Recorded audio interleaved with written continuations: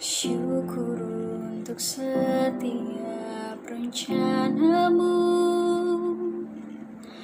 dan rancanganmu yang mulia.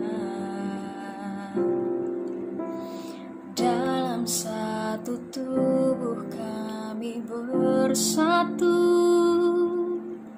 menjadi duta kerajaanmu. Ku ucapkan berkat atas Indonesia, biar kemuliaan Tuhan akan nyata bagi bangsa ini. Kami berdiri dan membawa doa kami kepadamu. Sesuatu yang besar pasti terjadi dan mengubahkan negeri kami. Hanya namamu Tuhan ditinggikan atas seluruh bumi.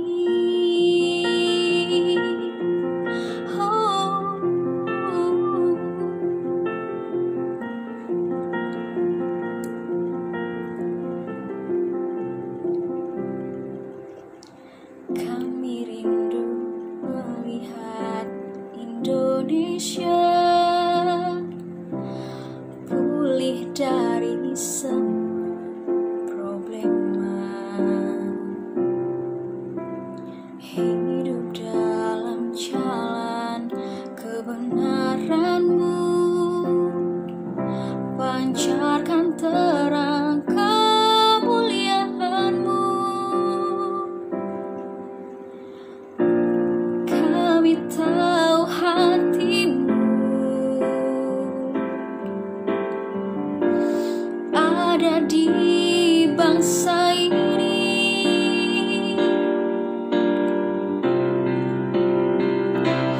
Bagi bangsa ini kami berdiri dan membawa doa kami kepadamu. Sesuatu yang besar pasti terjadi dan mengubahkan negeri kami. Hanya namamu Tuhan ditinggikan, hanya namamu Tuhan ditinggikan, hanya namamu Tuhan ditinggikan atas seluruh bumi.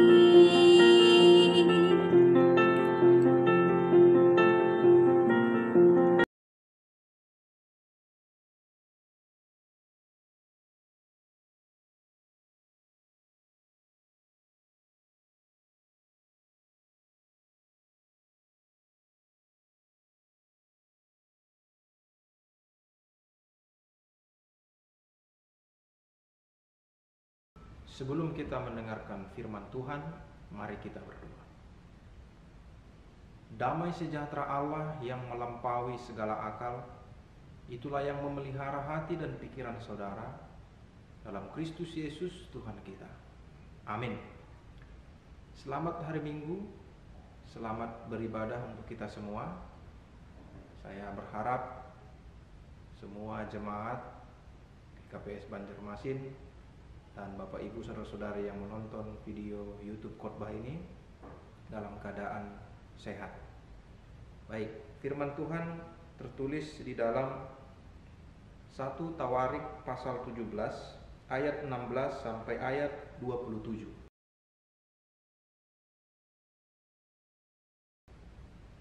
Saya bacakan untuk kita semua. Doa syukur Daud. Lalu masuklah Raja Daud ke dalam Kemudian duduklah ia di hadapan Tuhan sambil berkata, "Siapakah aku ini, ya Tuhan Allah? Dan siapakah keluargaku, sehingga Engkau membawa aku sampai sedemikian ini? Dan hal ini masih kurang di mata-Mu, ya Allah. Sebab itu Engkau telah berfirman juga tentang keluarga hamba-Mu dalam masa yang masih jauh, dan telah memperlihatkan kepadaku serentetan manusia yang akan datang, ya Tuhan Allah. Apakah lagi yang dapat ditambahkan Daud kepadamu dalam hal Engkau memuliakan hamba-Mu ini? Bukankah Engkau yang mengenal hamba-Mu ini, ya Tuhan? Oleh karena hamba-Mu ini dan menurut hati-Mu, Engkau telah melakukan segala perkara yang besar ini dengan memberitahukan segala perkara yang besar itu. Ya Tuhan, tidak ada yang sama seperti Engkau, dan tidak ada Allah selain Engkau menurut segala yang kami tangkap dengan telinga kami.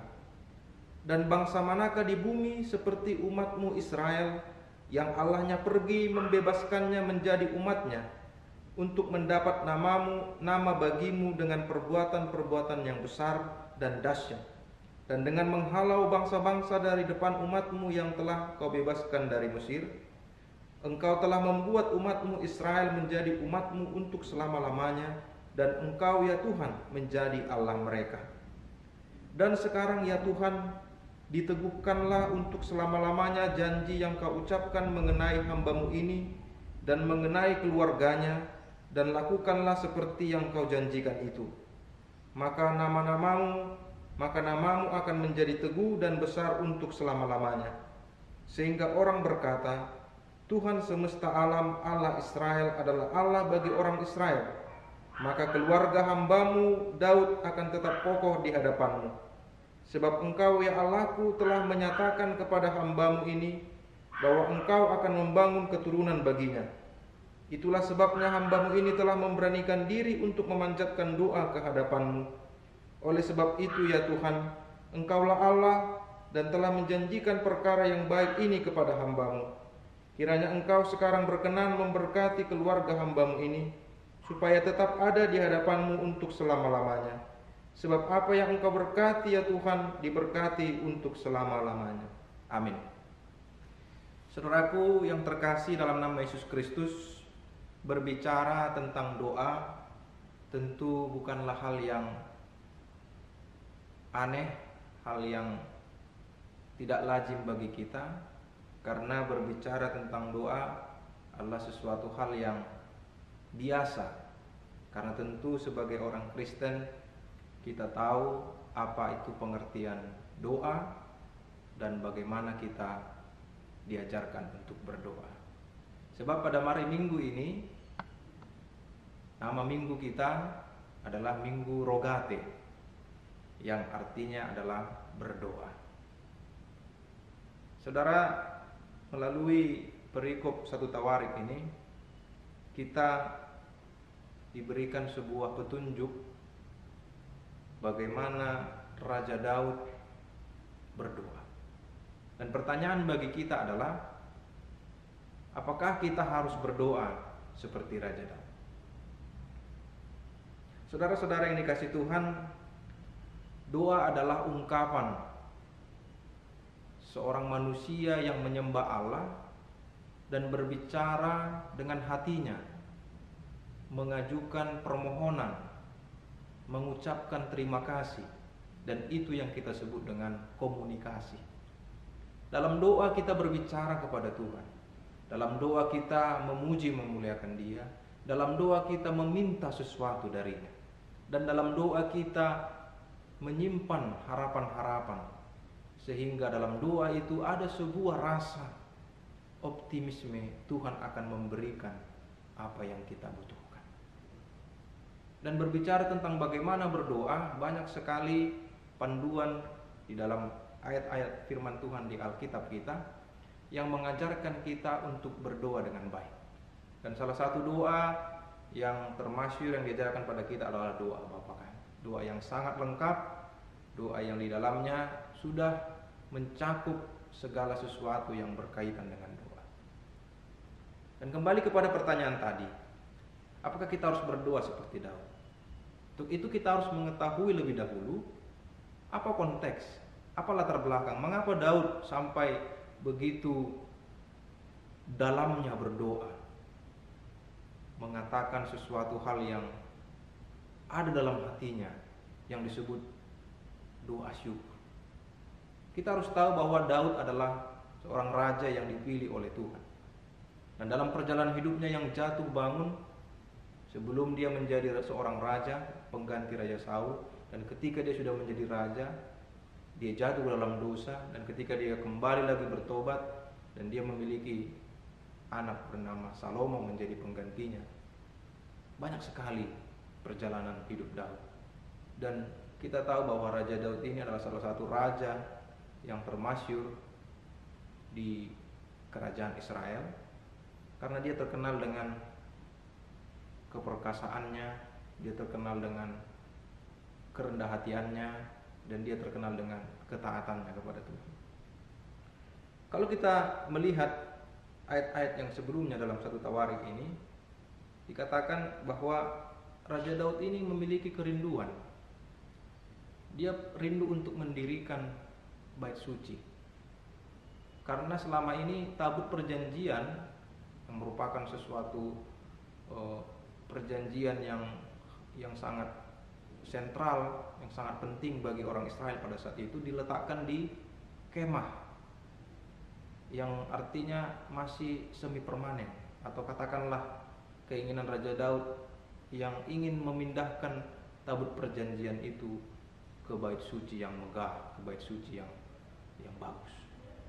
Dan kita tahu pada akhirnya Tuhan berkata bahwa keturunannya Raja Salomo yang akan mendirikan bait suci. Tapi kerinduan Raja Daud untuk mendirikan bait suci itu nampak dari bagaimana dia mengungkapkan perasaannya, bagaimana dia mengungkapkan kegelisahannya bahwa dia bisa hidup tenang, hidup bahagia dengan rumah yang megah, tapi tabut perjanjian sebagai simbol perjanjian antara umat Israel, antara dengan Daud dengan Allah, itu masih diletakkan pada kemah atau tempat yang belum layak menurut dia.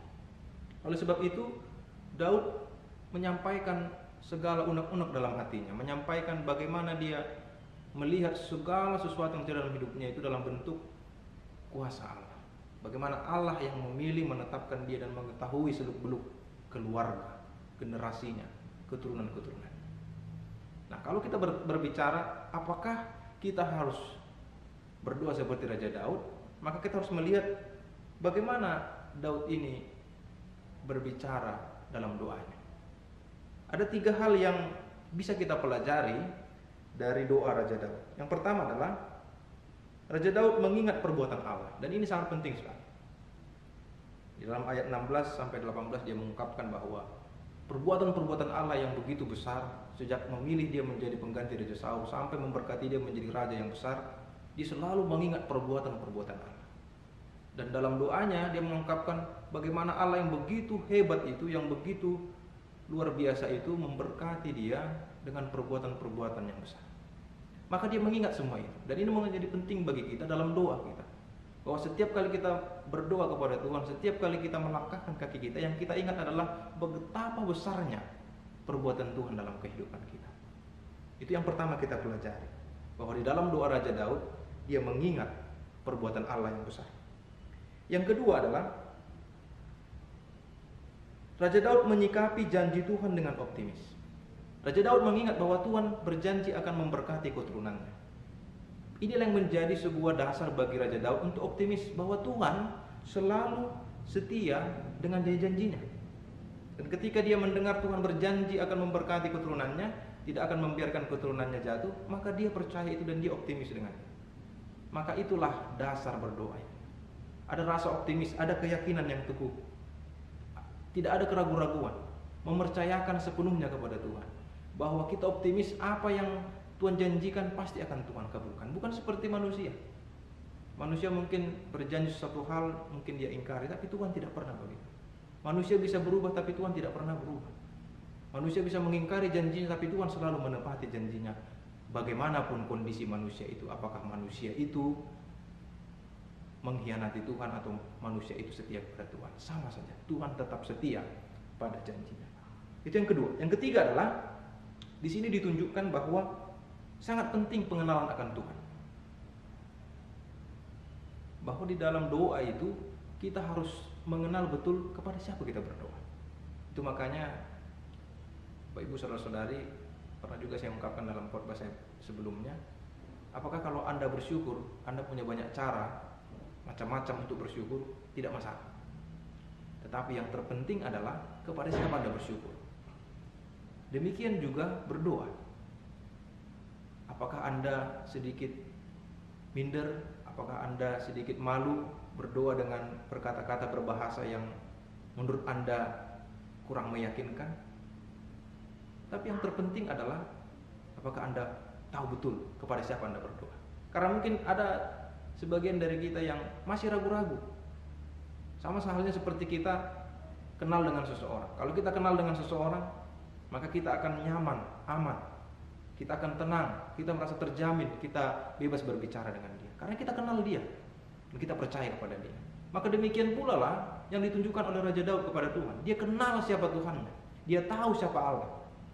Pengenalannya terhadap Allah itu membuka peluang bagi dia untuk mempercayakan diri sepenuhnya bagi Tuhan. Dan bagi siapa yang mengenal Allah, maka hidupnya akan diserahkan kepada Tuhan.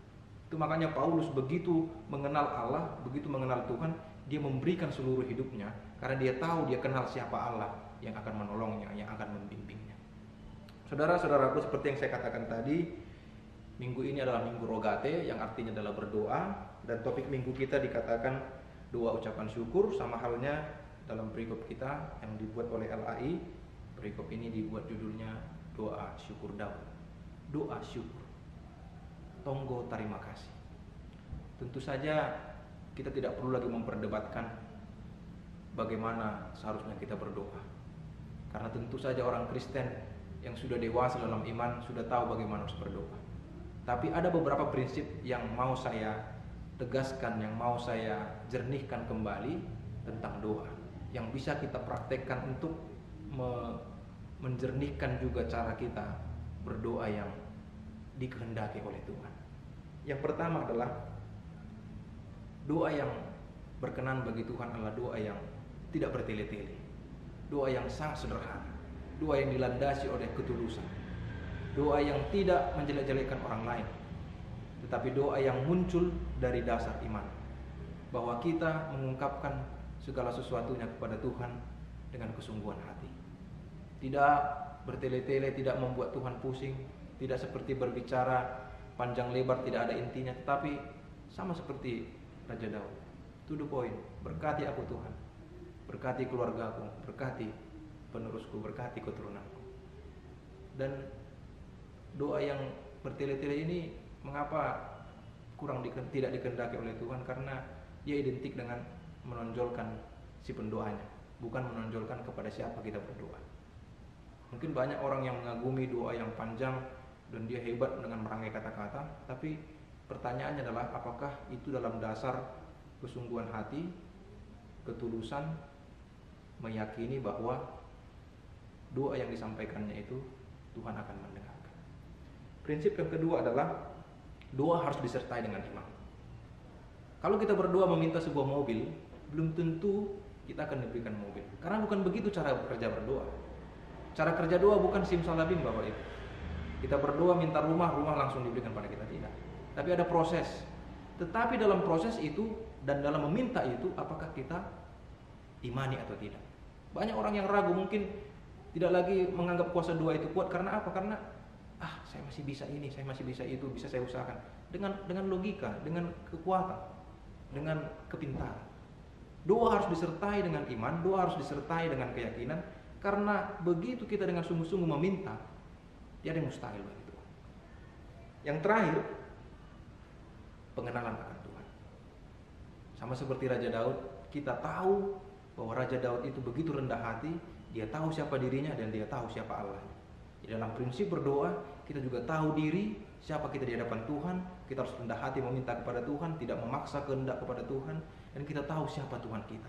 Jadi semua itu akan mendorong kita untuk tetap berpengharapan kepada Tuhan. Kalau ada orang yang meragukan Tuhan, tapi kita terus berpengharapan pada Tuhan karena kita tahu siapa Tuhan kita.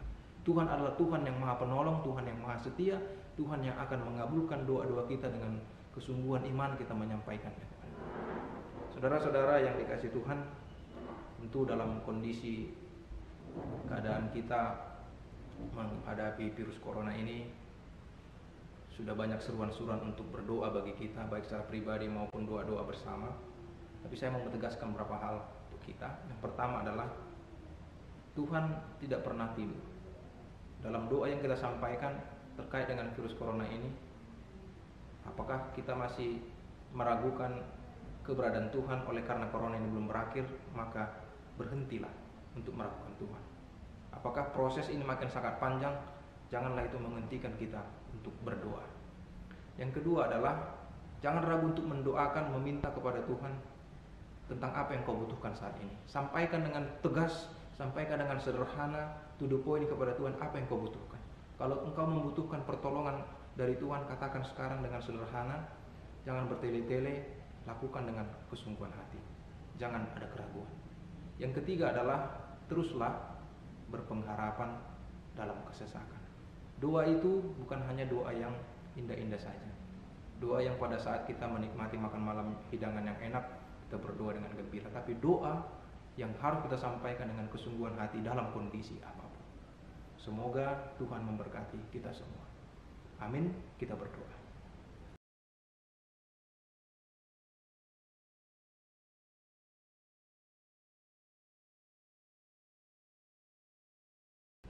Tuhan Allah Bapa kami yang ada di sorga, kami berterima kasih Tuhan, Engkau mengajarkan kami melalui kehidupan Raja Daud tentang bagaimana berdoa mengucap syukur kepada Tuhan. Berkatilah kami Tuhan, agar setiap perjalanan hidup kami selalu mengingat untuk berdoa kepada Tuhan. Dan kuatkanlah kami untuk tetap percaya sepenuhnya kepada Tuhan dalam doa kami, dalam kesungguhan iman kami, dalam segala hal kondisi hidup kami ini Tuhan. Ya Bapa, kami berdoa secara khusus untuk jemaat-Mu yang berulang tahun pada minggu ini. Kami berdoa untuk anak remaja kami, Evan Saragi Sidauruk. Kami berdoa untuk orang tua kami, Samas Hotman Mangasi Purba. Kami berdoa untuk orang tua kami, Arif Raja Budiman Purba, Bapak Tristan Purba. Kami berdoa untuk pemuda kami, Wanes Purba, yang berulang tahun dalam minggu ini. Engkau menambahkan usia kepada mereka Tuhan. Engkau memberikan panjang umur kepada mereka, khususnya dalam kehidupan mereka sehari-hari. Biarlah mereka selalu mengingat penyertaan Tuhan. Dengan bertambahnya usia, bertambah pula lah rasa syukur, ungkapan-ungkapan iman mereka kepada Tuhan. Berkati segenap keluarga mereka, bagi mereka yang berkeluarga, bagi mereka yang memiliki orang tua, berkati Tuhan. Ya Bapa, kami juga berdoa untuk setiap anak-anak jemaat kami, mulai dari anak-anak balita yang sudah sekolah, pemuda-pemudi kami, semua Tuhan berkati, agar setiap anak-anak kami ini memiliki kekuatan, kesehatan menjalani hidupnya. Demikian juga setiap orang tua, berkati Tuhan, agar orang tua tetap dalam keadaan sehat, sabar menghadapi kondisi kami sekarang ini. Keadaan gereja kami Tuhan, baik yang ada di Banjarmasin, di resort kami secara pusat, dan semua gereja-gereja di dunia ini yang sedang menghadapi virus corona, dan semua masyarakat di dunia ini, khususnya di Indonesia ini, berkati kami Tuhan, agar kami mampu bertahan, dan kami terus berdoa memohon kepada Tuhan dengan kesungguhan hati. Ampuni kami akan dosa-dosa kami Tuhan, agar kami layak memuji memuliakan Engkau. Dalam nama Yesus Kristus kami berdoa dan mengucap syukur. Amin.